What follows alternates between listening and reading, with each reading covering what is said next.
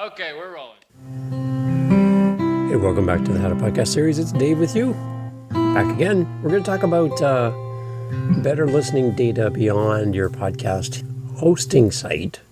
A reminder that a host is the person talking to you right now, Dave, for the How to Podcast series. I'm the host of the show. There's also a hosting site is where you give your podcast to, and they distribute it for you. You only get so much data and information back from your hosting site. Only the stuff that they're allowed to show you.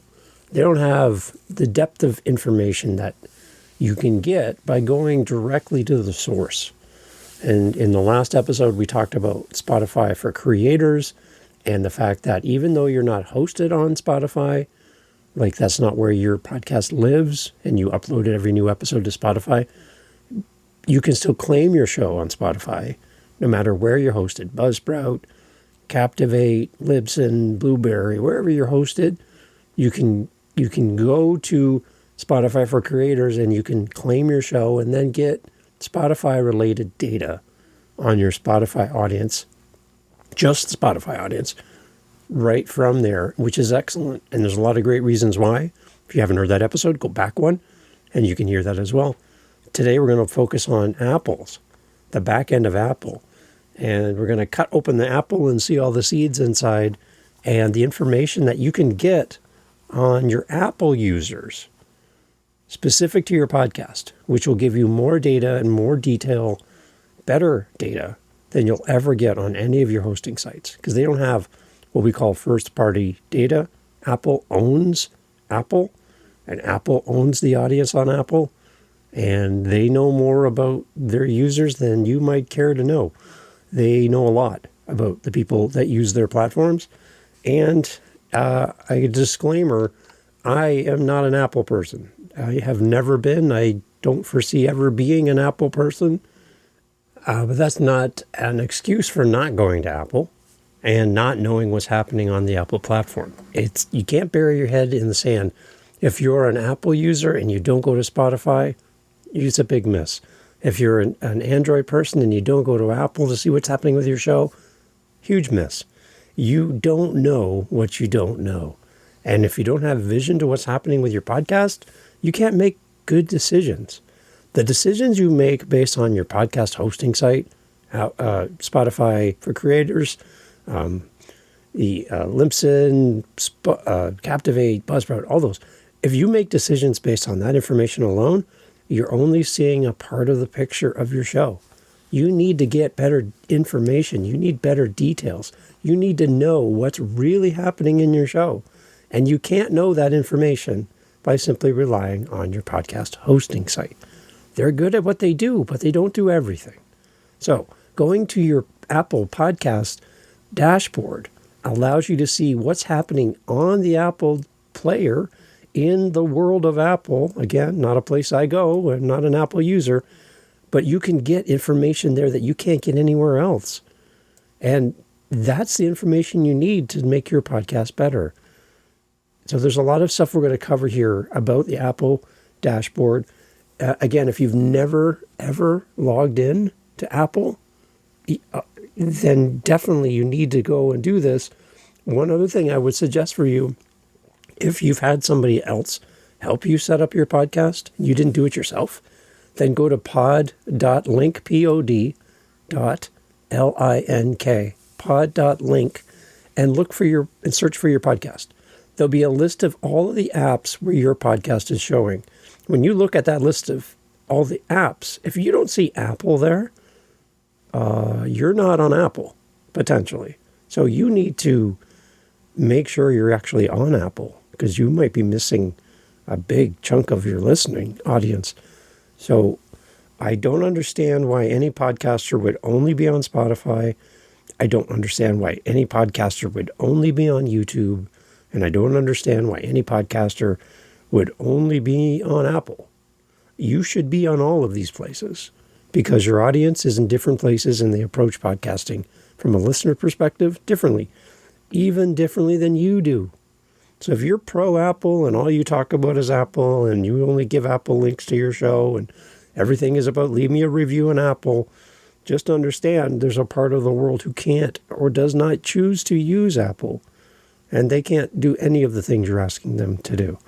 So they all have their advantages, they have their disadvantages. But if you just never go to Apple, you're missing out. So I want to focus today, in addition to what we did on the last episode for Spotify, I want to do this for Apple. And on the next episode, we're going to talk about YouTube. But today is focused on Apple. Again, I'm not an Apple user. So yeah, but I'm going to share what I'm doing from my perspective as an Android person, not part of Apple. And just underlining the importance of why Apple is so important. If Apple wasn't around, I don't even know where podcasting would be, really. Apple was one of the originals when it came to podcasting, and without them, I don't even know if we'll be here. I don't even know if we'd get to this point. But you need to be aware of what's happening in Apple, no matter if you love Apple or if you're indifferent. Apple's a really important place to be, and you need to go check your stuff. So let's jump in. So when we talk about this today, I just want to make sure that you understand that I'm talking about Apple Podcasts, plural, with an S. Apple Podcasts Connect. Again, podcast has an S on the end. They make it easy. Apple Podcasts Connect is where you go to find out the information we're talking about here.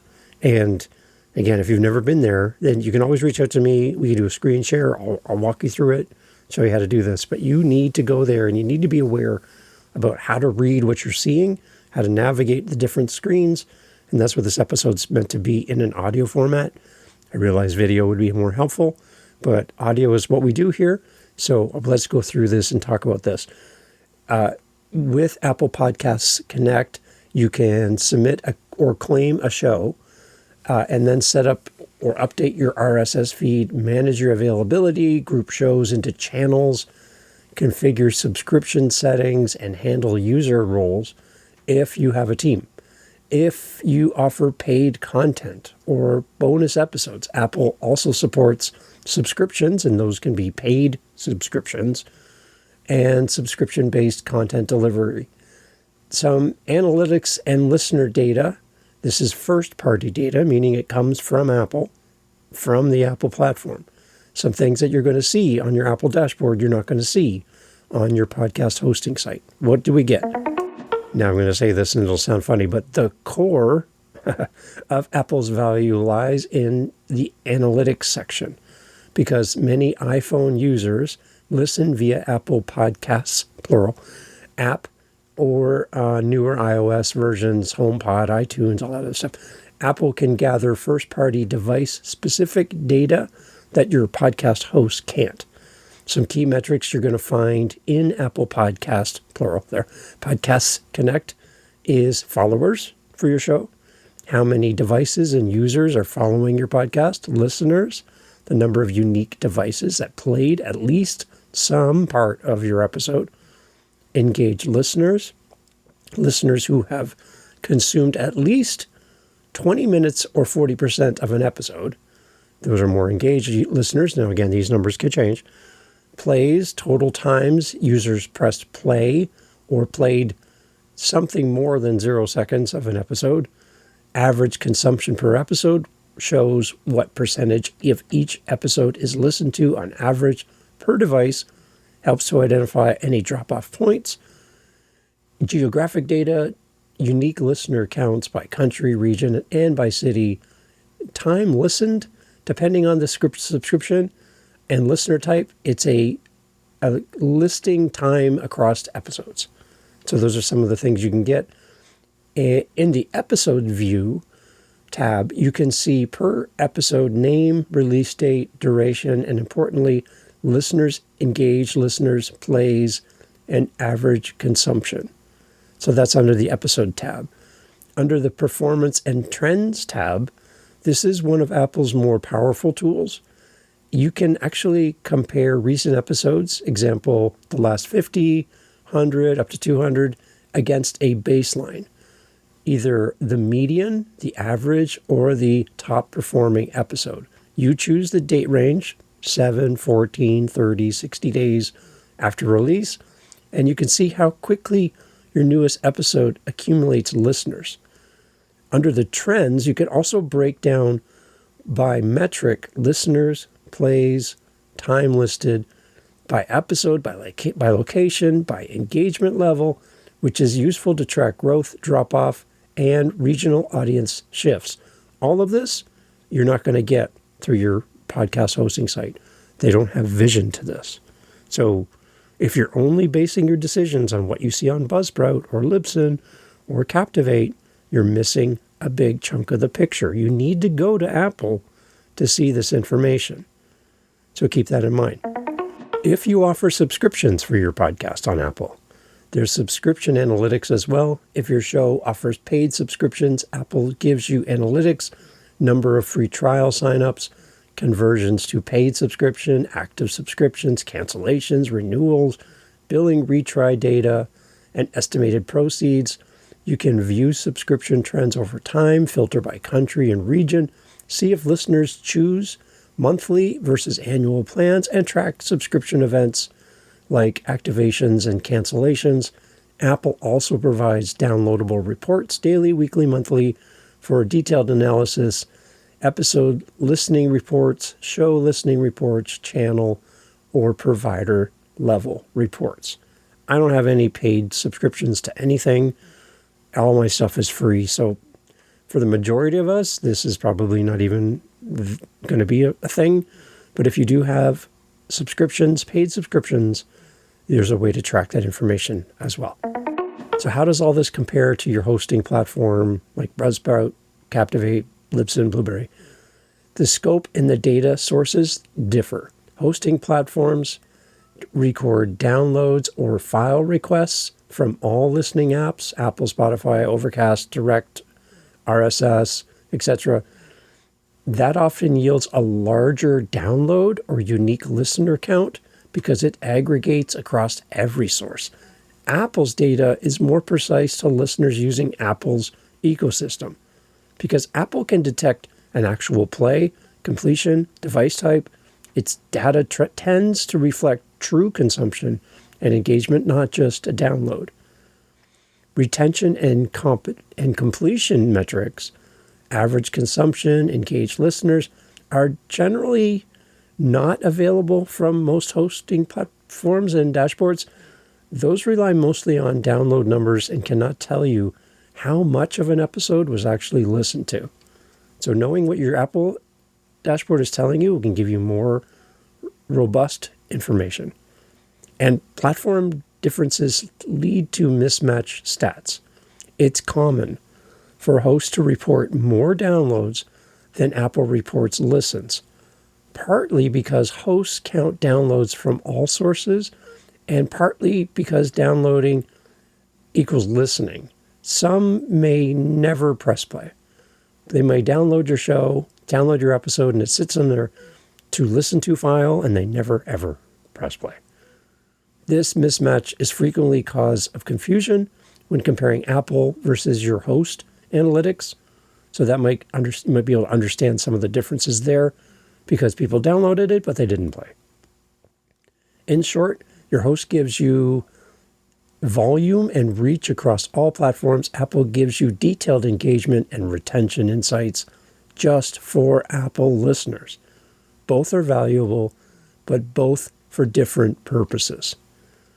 Another thing about Apple dashboard that you need to know about is around comments and listener feedback. What Apple does and what Apple does not offer. Unlike social media platforms or blogs, Apple Podcast Connect does not offer a built-in comment system where listeners can leave feedback directly under episodes like they do on Spotify. So you can't respond to comments inside Apple Podcast itself.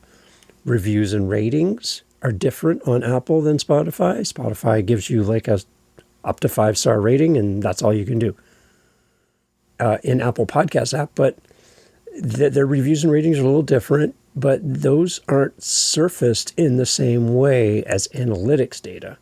They are separate and more public-facing, not included in analytics. For real listener engagement feedback, you're likely continuing to rely on external platforms, social media, email, or your website for more comment and listener feedback. So that's where I believe Spotify does better than Apple because it's built right into the episodes. You can turn them on, you can turn them off. And that's one thing I prefer as a Spotify listener. That's my app of choice. I know you can come for me. But I listen on Spotify because I like to switch from music to podcasts. I like to go back and forth. And I love the idea that I can leave comments directly in the episode. So I am your listener on Spotify if I listen to your show, just so you know. How does performance tracking and trends help you strategize and understand your podcast better? The Performance tab allows you to benchmark how new episodes do compared to past episodes. For an example, you can see if listeners are engaging more quickly or dropping off earlier. You can compare retention, average listen percent of engaged listeners across episodes to identify which formats or topics perform better for your show. You can understand geographical reach, which cities or countries show growth or high engagement. You can evaluate how long it takes for an episode to peak in the amount of listens that you get. This can inform you on your release schedules, promotion windows, or resharing old episodes. Well, paired with the Episodes tab and the subscription analysis, if you have a paid content plan or offer, performance tracking helps you to make data-informed decisions. What kind of episodes keep attention, what listeners tend to drop off at what point, whether your content converts casual listeners to followers and subscribers, and how your audience evolves over time. That performance tracking tab is really important. You need to go click on it and take a look at your show. What are some most valuable things to watch on your Apple dashboard?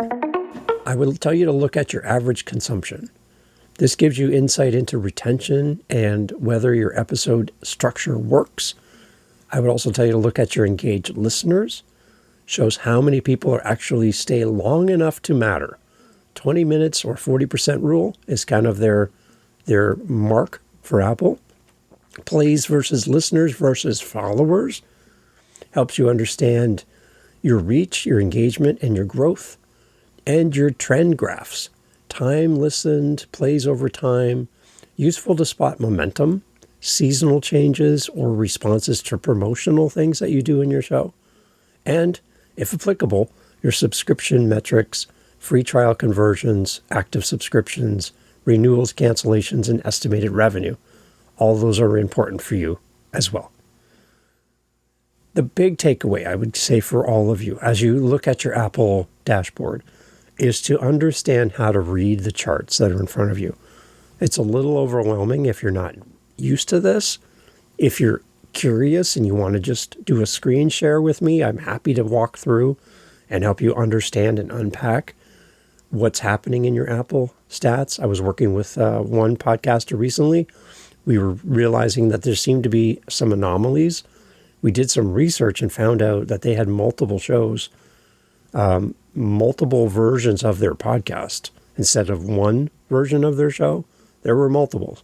So some of the stuff was all over the place, and we had to go and correct that. So that was an easy thing to kind of discover. But if you have any questions, you're like, I don't know how to read this stuff, you can always reach out to Apple. You get great customer service. I will give you that. Or you can spend some time with someone like me, and we can talk through your dashboard together, and I'll show you where to look, how to compare. And I think the biggest takeaway I use Apple dashboard for is to see my trends, but also to click into my podcast, into the episodes, and look at where my listeners are staying, how long they're staying in the episode, where they drop off. And when I see a big step down in the amount of people listening, I go to that spot. If it's at the 5 minute and 30-second mark, and I notice a big change in my audience listening, I'll go to listen at the 5 minute and 30-second mark and hit play. What happened? What was I doing at that spot? I want to give you just this one thing to give you the permission to not stress out about all this. Sometimes people listen to your show while they're doing something. They might be on the treadmill and they're listening to your podcast, and they stop listening not because they don't like you or they don't like your content or the show's too long or too boring. They just move to a different machine. And in the process of moving from running on the treadmill to going and doing squats or something, they move to a new show. not because of anything that you did wrong, but just because they changed the routine.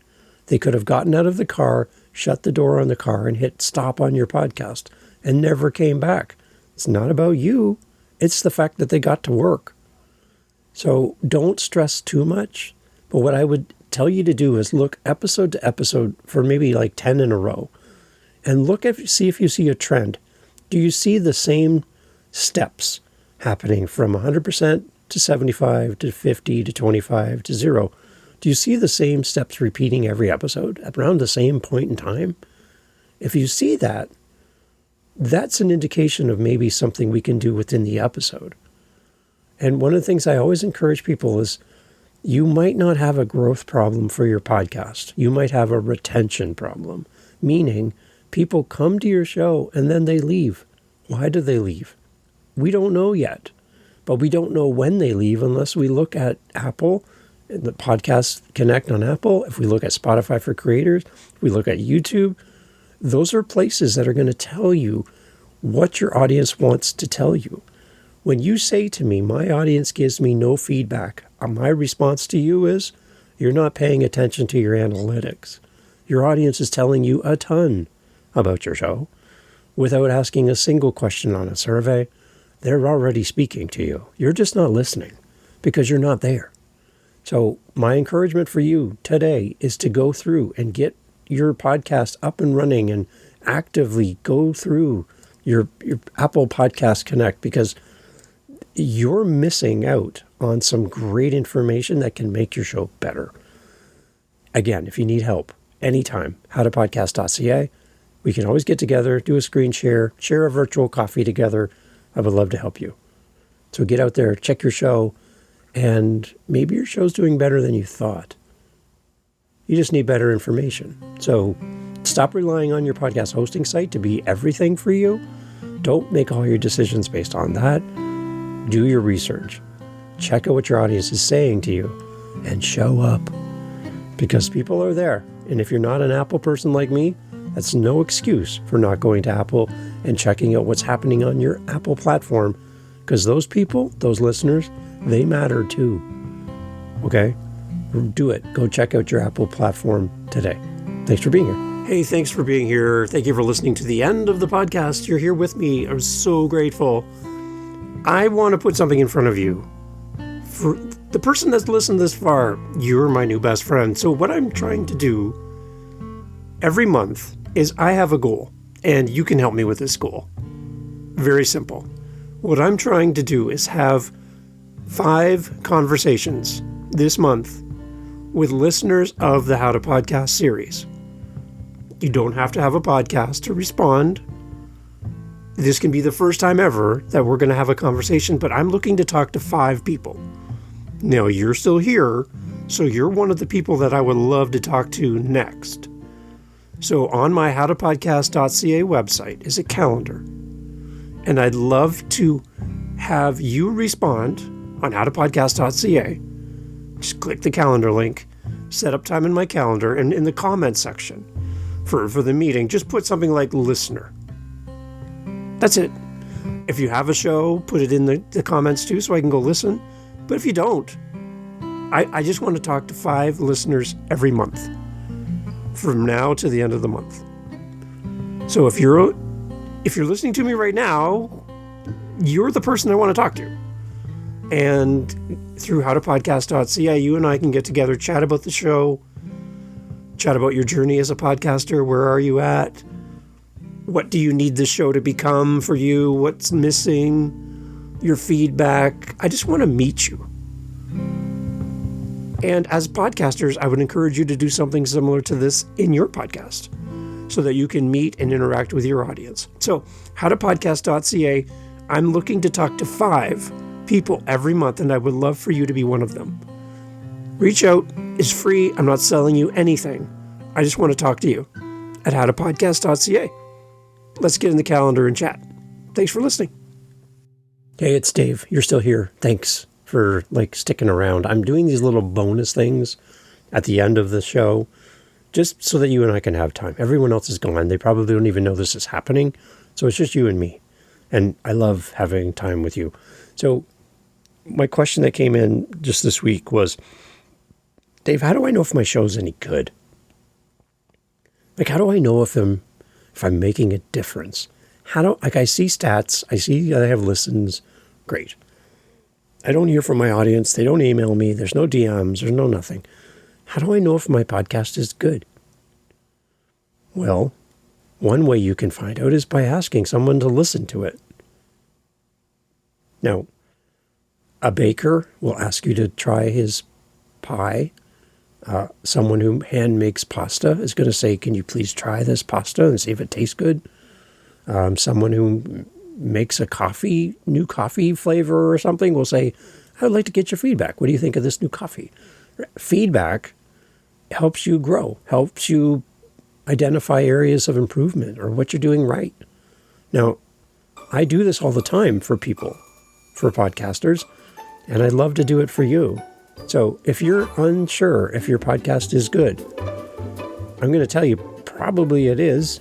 It probably just needs more time, more practice, more content, more connection, but you're probably on a great path. Maybe there's a few tweaks we can do together to make it better, but I want you to be confident that what you're doing, most people would never do. So be confident in the fact that you're sharing your voice where most people would never do a podcast. You're doing it. So you're already way ahead of your fears. If you want feedback, howtopodcast.ca is where you can find me. My calendar link is always there. Include in the comments a link to your episode that you want me to listen to, and maybe put in the comments like podcast feedback. And give me the link to the episode, not the show, but the episode that you want me to listen to, and I'll listen to that. I'll probably listen to more, but I'd love to get together with you and give you some feedback on your artwork, your website, your socials, your guests, your interviews, your questions, your intro, your outro, your music, your sound levels, your audio quality, whatever you want to talk about. I'm happy to talk about with you. And remember that any advice you get, whether it's from me or anyone else, is simply advice. There's no rules. You can do whatever you want. And I'm here to help you without being judgmental. That's my goal, and I'd love to help you. So thanks for sticking around to the end. A little bonus here. Catch you on the next episode. Thanks for being here. Really appreciate you being part of the community. Take care.